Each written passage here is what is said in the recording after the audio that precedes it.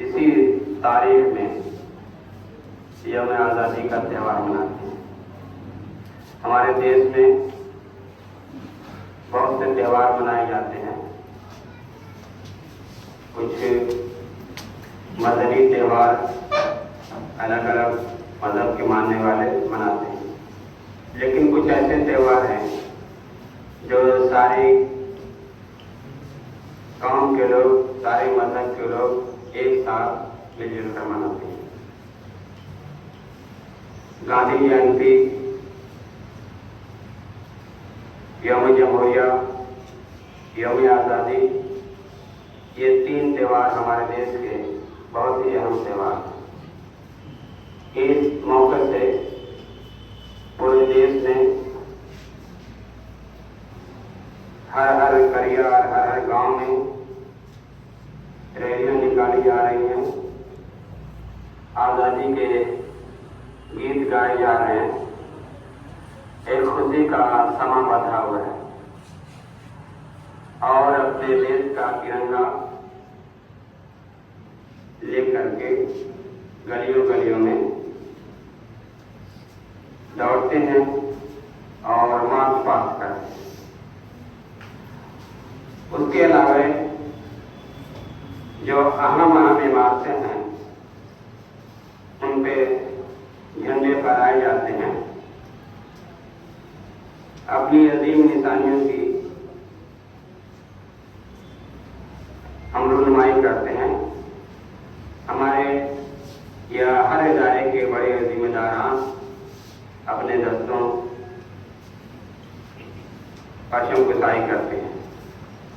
एक ऐसा समा पैदा होता है जिसमें हम सब के अंदर मिली कौमी हमदर्दी का जज्बा पैदा होता है, जो एक अटूट बंधन के तरीके हो। इन त्योहारों से हमें इत्तेहाद, इत्तेफाक और अनेकता में एकता का पैगाम मिलता है। 15 अगस्त हमें सबक देता है इतिहास का और मुत्तहिद होने का। ये हमें 15 अगस्त दर्ज देता है, कौमी त्यौहार हमें दर्ज देते हैं। जैसा कि नादिमे जलसे ने आप लोगों के सामने बहुत ही अहम बातें रखी हैं कि इस आज़ादी को पाने के लिए जब 1947 15 अगस्त 1947 जब हमारे देश के लोगों ने देखा, उसके पहले हमारे देश में बरतानिया के रहने वाले अंग्रेज हुकूमत क्या करते थे। उन हुकूमतों में हमारे हुकूक का कोई पाक लिहाज नहीं किया जाता था। हमारे साथ जातियां होती थी। हमारी जो आमदनी थी, हमारे जो आमदनी के जराए थे, इक्तिसादियात थे, सोने चांदी के खजाने थे, उन लोगों ने अपने देश के लिए इस्तेमाल किया।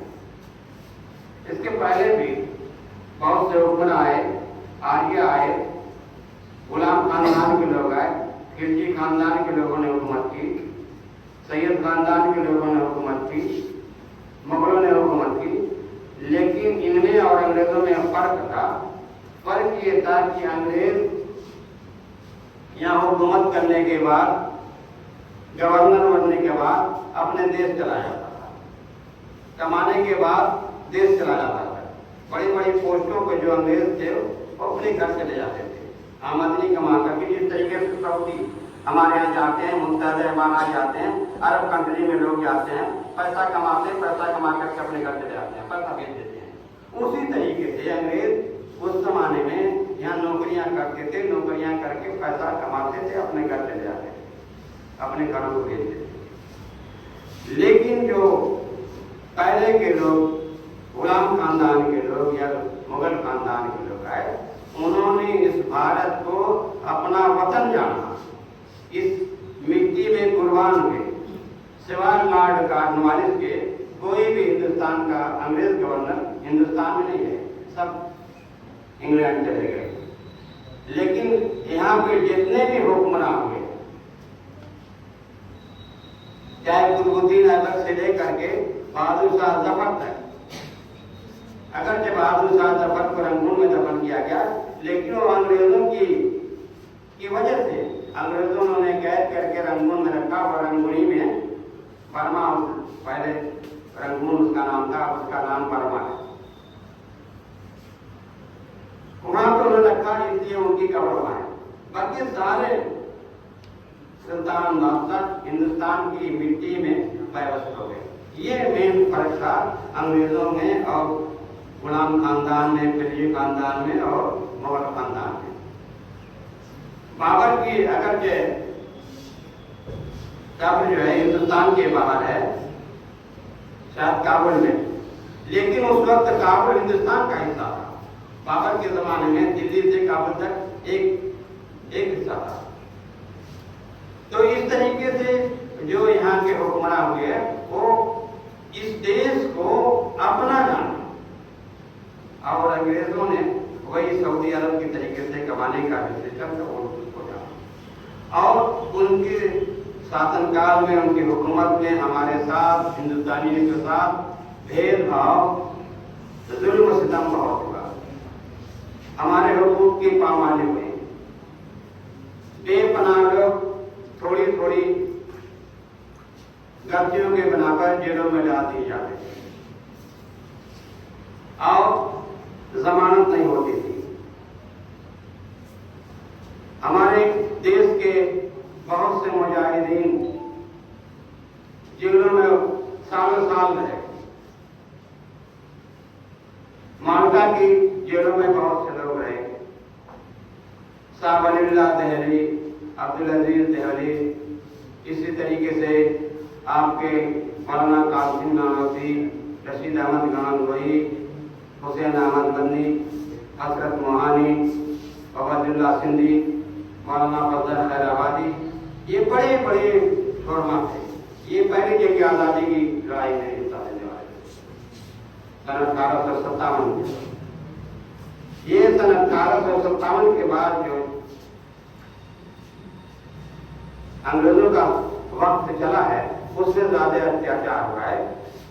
बड़े बड़े लीडरों को खत्म कर दिया गया और जेलों में डाल करके अपनी हुकूमत करने लगे। और ये सिलसिला 100 साल तक चला तकरीबन। 1947 में 15 अगस्त 1947 हिंदुस्तान 2 हिस्से में बटा।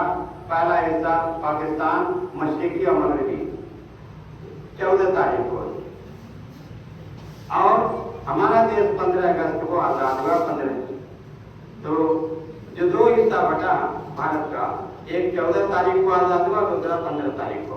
और फिर लॉर्ड माउंटबेटन जो था हिंदुस्तान में नहीं रहा, और हिंदुस्तान से चला गया, फिर अपने घर चला गया, इंग्लिस्तान चला गया, इंग्लैंड चला गया, बरतानिया चला गया। तो ये है फर्क। इसलिए हमारे देश के मुजाहिदीन ने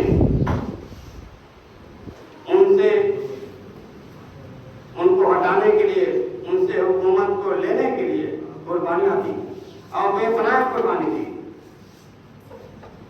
बहुत तरीके से मुसीबतें झेली, जेलों में बरसों बरस।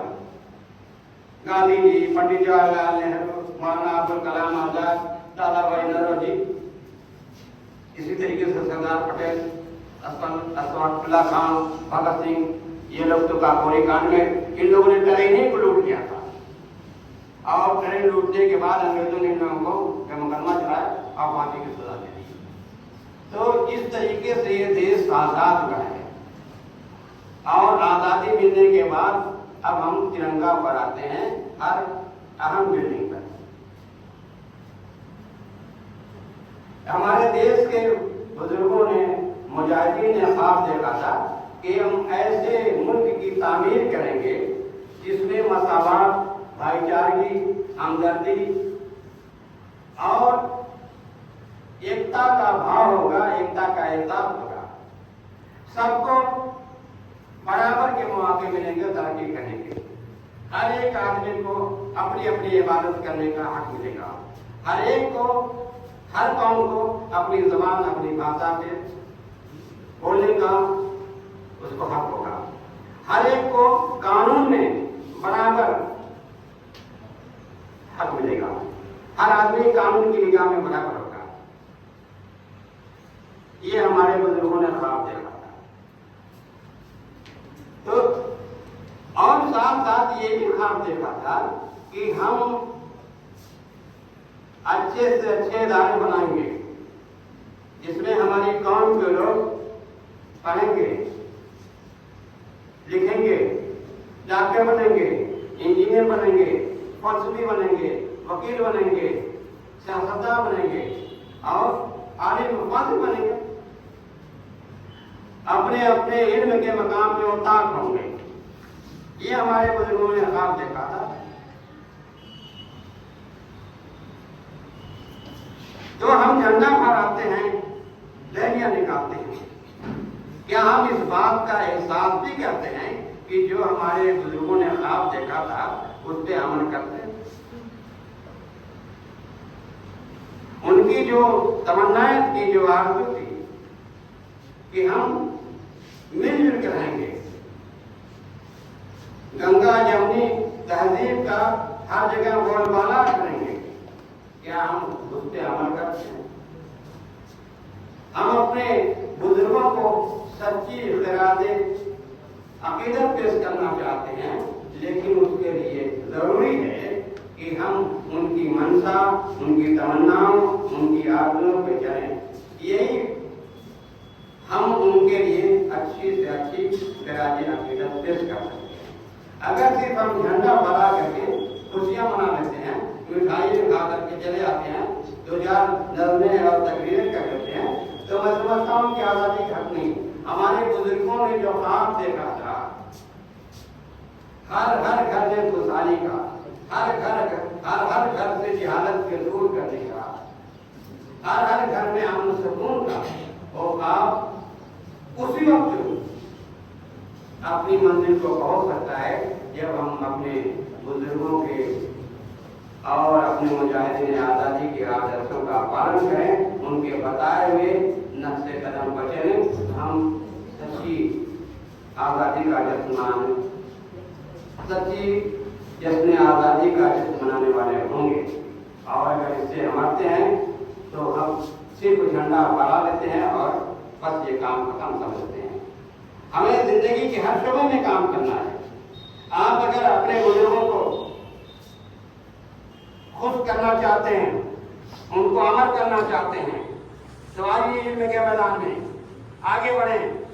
खेल का मैदान हो, इल्म का मैदान हो, तिजारत का मैदान हो, हर मैदान में मैदान खाली है, उसमें बढ़ जाती है।